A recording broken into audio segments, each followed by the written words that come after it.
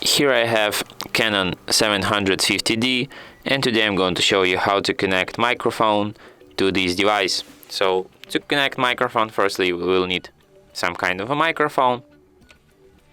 This one could be with a jack input, and then what you have to do is to find this microphone input on your camera, which is located here. Just open it here, and now you can connect microphone here, and that's how it works. Now we have camera